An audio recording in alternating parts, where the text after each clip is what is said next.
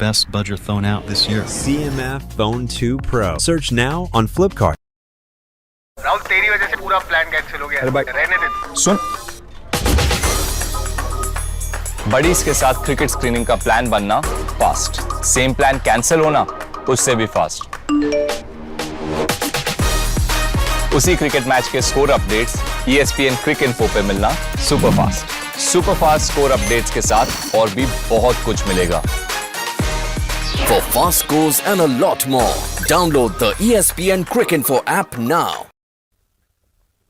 The Asia Cup is alive and running. The group of death is alive and buzzing, and Bangladesh are alive and still kicking. They keep themselves in contention for the Super Fours, a seesawing encounter of the kind we come to expect. And on its 8th day and in its 9th game, the Asia Cup has given us quite the seesawing classic. Afghanistan, in their chase of 155, fall just short, and an 8-run win means that this group of death will go to its last game. Afghanistan and Sri Lanka will decide the fate of Afghanistan, Sri Lanka and Bangladesh. So there's a lot to unpack. Welcome to CMF by Nothing presents ESPN Crick Info Timeout in the continued company of Wasim, Jaffer and Abhinav, Mukund. So much to unpack, gentlemen. But at first, I guess we can just be happy that the tournament has got the thriller we've been yearning for. I'm very happy. I think it was a good game of cricket. I thought both teams were in it. It was a game of tactics. It was a game of how or when a particular team would buckle under pressure first. And we always knew Afghanistan were not good batting second. Something about them. And it's almost like some of the teams that you looked at, if you looked at ODIs closely in the 90s, had a problem chasing. It feels like Afghanistan has suddenly overcome. There is one fear of failure when they bat second, and unfortunately for them, they end up becoming second best on this day. But full credit to Bangladesh. Let's talk about all that.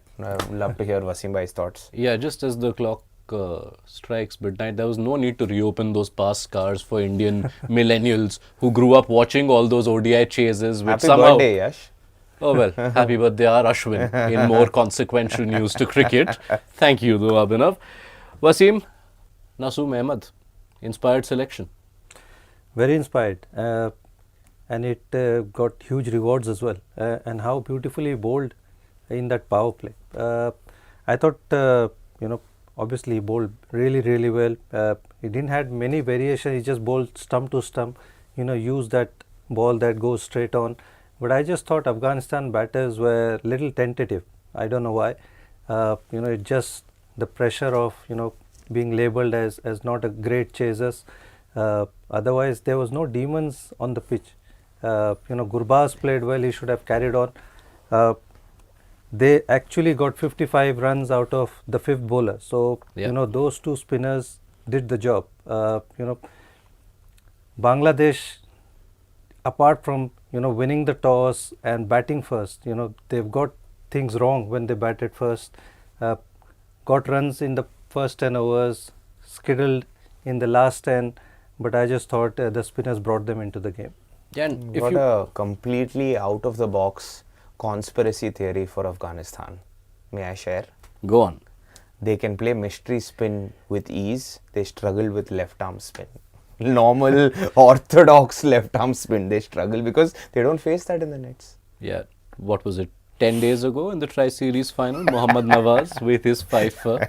So there is more to it. Uninformed choice, but just saying it for the sake of it. There is a lot more to it, and perhaps we will spend some time on Afghanistan, their troubles facing spin, why it happened, as indeed their trouble chasing, because now it is 11 consecutive matches chasing 150 plus against full member teams where they failed to come out on the right side of the chase. You have to go back to June 2022 for the last time that happened. But thoughts on Nasoom Ahmed and just what worked for him, why he proved to be so difficult? It was just stump to stump, and I think the Afghan batters tried to overthink and overdo, whereas all they needed to do was probably punch it into the gaps in the power play. And the loss of Sadiqullah Atal actually hurt them a lot more. First ball loss, and then all right-handers. I thought Ibrahim Zadran was too much into his shell while starting. Same with Gurbaz as well. It felt like they needed to be a little more proactive playing spin. And again, the same mistakes where a lot of these dismissals, if you noticed in that particular series that you're talking about, the dry series, were either then slog. So their tactics against spin was very questionable. And like I mentioned right after Nasoom's spell, so 27 for 2, and it's a great time for Rishad to come on to bowl. So I think the spin choke was well and truly Bangladesh's tactic. 4 overs 11 for Nasoom and 4 overs 18 for Rishad, and that's where I felt Bangladesh won the game. And add to that the wickets of Sadiqullah Atal and Ibrahim Zadran for Nasoom, and Rishad picking up Gurbaz and Gulbadin Naib. Those 8 overs, 4 for 29 and also the 25 dots. Also important to note Rishad's contribution to this victory for Bangladesh. Definitely. I mean, coming on after power play, that's where you need to choke the team, and that's exactly what he did. And got Gulbadin Naib's wicket, and exactly what he needed. He needed one bowler because the fifth bowler was going to go for runs, and that's exactly how Afghanistan played. They played beautifully to the fifth bowler, didn't let them settle down, but I thought they were just a little bit overcautious against the regular bowler, the left arm spinner and the leg spinner. Had they been a little bit proactive, things would have been different. It just where that number 4 Gulbadin Naib and then number 5, that's where you need somebody who takes the game on. Gurbaz had that opportunity. I thought if he had carried on and got 50 or maybe 60, this chase would have been a lot easier. Yeah. And despite those 8 brilliant overs, Bangladesh have almost been bailed out, because those 4 overs of the fifth bowler, which we did make a mention of in the mid-show, have gone for 55, Shamim and Saif. And in fact, the win probability was wild. So I'm going to pick up my CMF Phone 2 Pro and just take you through the wild swings we went through just between overs 13 to 17 alone. Because at, what was it? At 13 overs, it is just 16%, as you can see on your screens. Then came a 20-run over off Saif. That took the win probability all the way up to 48%. But then Tashkent getting Omarzai 2 overs later, and it was back down to 29. And that's not it, because in the very next over, which was the 17th, Afghanistan managed to get 13 of Mustafizur. And when it came to the last 3 overs with 32 remaining, Afghanistan actually were up to 49.8%. For me, that was the turning point of the game. 18.1. Nurul, I feel these moments are not as documented when you look at a scorecard, because we're covering the game and we're watching almost every ball. I think that was the over, like 2 single moments in that game, 18.1 and 18.6, because the first ball was a run out, Karim Janat. I feel Rashid Khan should have, I think 17.1, sorry, 17.1 and 17.6. Yes. And the last ball of the over was a cut, and Jaffer Ali went to his left, and that was definitely 4. Yeah. And in the end, I think Afghanistan were 2 hits away. Yeah. So, and that over was extremely crucial. Rashid Khan ended up getting a single. Yeah, he came back on strike, but that should have gone for 4. Yeah. So those 2 moments in the game to me sealed it, because 3 overs 32, you are backing 5 wickets in hand. You are backing your team batting second to win. So I'll add one more. One is the Omarzai wicket as well. Yeah. Getting that 6 of the ball before, and then again going after the bowler. Taskin bowled really good slower ball. Had he been there for Nasoom to face Omarzai, you never know. The pitch wasn't difficult. Somebody bowling in the 17th or 18th over as a spin, 18th over in fact, could have been a different story.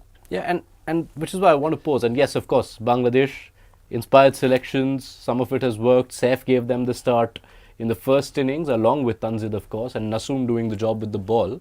But holding back Nasoom Ahmed's 4th over till, what was it, the 18th, that could have very easily blown up in their faces. Could have, yeah, I agree. But that's where the start mattered, right? Because if Nurul Hassan hadn't stopped that and gone for 4, then his confidence would have been dented. And we were just actually having a conversation in our lounge where I was telling him I don't think he'll get the same grip that he got, or the skid that he got of the new ball, where he picked up those LBWs. Usually bowlers like that enjoy bowling with the newer ball. but the ball was really old by then, and I thought it was going to stop and come, and suddenly Rashid had to be a little more cautious because he lost the wicket in the first ball. So small moments like this matter, and I feel Afghanistan really they look like they're going to lose every time they're chasing. You look at the dugout, and it's always a very somber looking dugout where they're just trots making faces. Rashid Khan's very animated, and it feels like they don't have the belief they're going to get across the line. I think that is something that should change in the Afghanistan setup, because this was a game you'd back them to win. Okay, so let's go into that. What do you explains Afghanistan's chasing troubles? As we mentioned, it is now 11 defeats in a row, chasing 150 plus against full members, and through their T20I history, there are just 3 wins of 150 plus targets against full members, all of which are against Zimbabwe. So a side which has shown that when it comes to batting first, they know their template, they know their gears. It's one thing faltering in high chases, but 150, 160, why don't they get the job done? I think today it looked like losing Atal, somebody who they wanted to bat till 12 or 13 over, the job that he's done in the first game. He getting out, and then Gurbaz is playing a very different kind of role. Ibrahim Zadran is another one who's so crucial, because they all play around him. Those are the things I feel. Gurbaz is somebody very different when he bats in the first inning, but in the second inning somehow it's a ... or a big shot. So that's the template he needs to improve, and I just feel that batting card looks very deceptible. I mean, number 4, number 5, doesn't give you that kind of confidence that they'll get the team over the line. And again, there's a lot of talk about Afghanistan being the second best team in the Asia. I have my doubts, especially teams know that if you make them chase, have 150, 160 plus kind of score, I feel they need to get better in that department. It's just their bowling that gets them through. Very rarely you see them winning because of their batting. Yeah, I'm just going through those chases, and of course some of these are from the earlier years of Afghanistan in international cricket, but even keeping the cap to say 170, I can see 10 of those, and the vast majority of which have come in the last 2-3 years, which has been a time when Afghanistan have been this strong emerging competitive force at the top of men's internationals. What is going wrong? How can they fix it, more importantly? I think every country or every decade has their set of cricketers who come in on the basis of the fact that a particular country has a void. I believe that I have a very strong opinion about it, because I see India's evolution change that way. We had a dearth of wicket keepers, and suddenly so many wicket keepers came through. All-rounders were an issue, and then all-rounders came through. Then left-arm pace is an issue currently, and I'm sure there are so many left-arm pacers cropping up. That's the same thing with Afghanistan. The more cricket they play, they'll find a template, they'll find a particular sort of player who will take them through to chases, and then they will find 2 or 3 players like that who they'll be able to consistently back. Right now, I just feel they're getting very emotional about it. There's a lot of mental stress. They internally believe they cannot chase a total, and it stems from the dugout. I think somebody's got to go in there and say, I think Rashid's done it so many times in leagues around the world where he's chased down totals. So maybe it comes from him, and he says, okay, let me do it once, show you guys how it's done, and then suddenly it becomes like a virus that spreads across the team and they start winning second. Alright, so Bangladesh, let's focus on them, because while 2 of those calls have worked well, the call to move away from having 5 specialist bowlers on the park almost came to hurt them.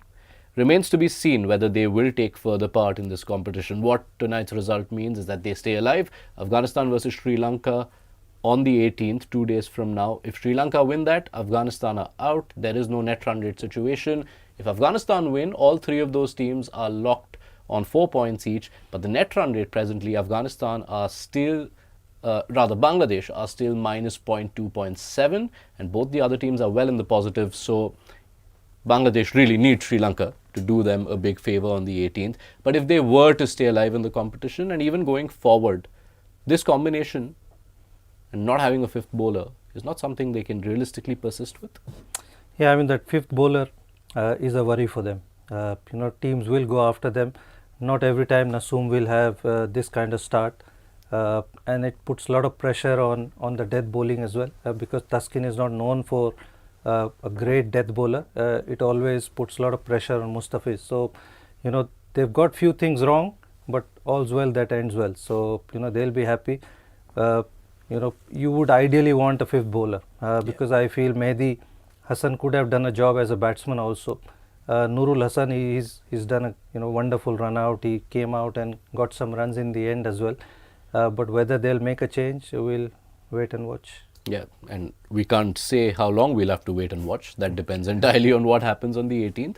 But regardless of what their future is in this competition, after the Asia Cup, you're pretty much into the final stretch of World Cup preparations, and they have to consider all the factors of a World Cup in the subcontinent in Feb, March, due, whatnot.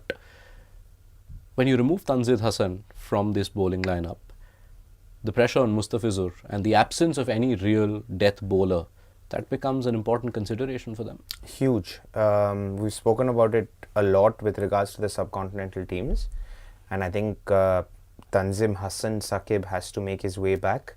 Maybe Shoriful also comes in when one of these guys are injured or taking a break. They've got a decent amount of faster bowlers, but their other big issue is that their batting becomes too thin. So you've got to find an all-rounder somewhere and hope that Mehdi Hassan does the job. Or do they go back to one of their seasoned pros? Do they go back to another offie, the other Mehdi? Do they try and change their combinations a little bit? We'll have to wait and watch. But this to me doesn't seem like a long-term solution for Bangladesh. All right. Lots of viewer interest in this game, as there often tends to be every time Bangladesh are involved, and especially if things get close. But we have quite a few questions coming around Afghanistan, and I'm going to take one of those on my CMF Phone 2 Pro, and it comes from Nishant Thakkar, who was asking Wasim a question which is now coming to bother Afghanistan a bit, that Afghanistan really need to show more intent in the power play, as Gurbaz and Zadran both bat with no real attacking intent. This we've known for a while, that they are both, when Gurbaz and Ibrahim used to open together, they're both more anchor type batters who like to settle in, works as a template, especially batting first. Now you've added a Sedikullah Atal who also bats in similar gears. So is that an area they need to revisit? Yeah, I think the approach needs to change a little bit. Gurbaz we know is an attacking batter. In fact, he plays around the league and known as somebody who gives blistering starts. But as soon as you put him in this kind of situation, it looks like it changes his game a little bit, because it's either dot or a big shot. So he needs to play very fearlessly. I mean, Ibrahim Zadran can play both the games. Saddiqullah Atal is somebody who's a steady kind of a player who can bat around 130, 140 strike rate. So I feel Gurbaz needs to play his game irrespective of whether he's first inning or the second innings, and hopefully one of those three comes good and gives them a good start. But that fear, that tentativeness, I feel needs to go. Thoughts? On I feel Afghanistan, a lot has been spoken about their chases, but I still believe that they are a very, very good side, and I still think they have the ammunition to beat Sri Lanka. So let's see. I really like the look of the way they play their cricket. Unfortunately, today they were the second best side, but I still think they're going to go into the Super Fours. It is tantalizingly poised, is Group B. What a wonderful sequence of events which sees Bangladesh and Sri Lanka relying on each other. Bangladesh relying on Sri Lanka to take them through. The Nagins would be forgotten if Sri Lanka beat Afghanistan in 2 days' time. There's still some time, and I'll get to pick your brains again, but who are you picking for Sri Lanka, Afghanistan? I'll pick Sri Lanka. Sri Lanka to do the favour to Bangladesh. Yeah. And go through with 3 wins. Yeah, they look a more solid side, more complete side, I feel, compared to Afghanistan. And you are backing I'm Afghanistan? backing Afghanistan. All right. It is all level here, as it should be. And that should conclude proceedings for what has been such a great day of action at the Asia Cup. Wasim, Jaffer, Abhinav, Mukund, thank you so much for your time. Been a pleasure having your company. See you in a couple of days for India versus Oman. Wasim, you're back for knockouts territory, UAE versus Pakistan. Bring it on. Wasim Jaffer was with us when USA versus Pakistan happened. Let's see what is waiting to be written when UAE take on Pakistan. See you then, Wasim. And we will be back here just around toss time, a little ahead of UAE versus Pakistan. So join us then on CMF by Nothing presents ESPN Cricket for Timeout. Good night.